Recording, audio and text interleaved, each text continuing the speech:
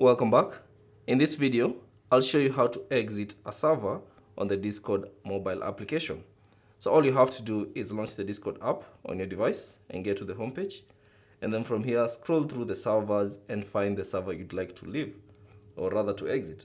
Now, let's say for instance, I want to leave this server. All you have to do is tap on the server icon, and then you get to the page. And then from here, all you have to do is tap on the server name, and then this menu will appear. Now, from this menu, all you have to do is scroll down until you find the leave server option. So tap on it, and then you'll be asked, are you sure you want to leave that particular community or server? All you have to do is tap on yes if you want to leave that particular server. And that's basically it on how to exit a Discord server on the mobile application. Thanks for watching. If you have any questions, leave them down in the comment section below. And if you found this video useful, consider leaving a like and subscribe to the channel.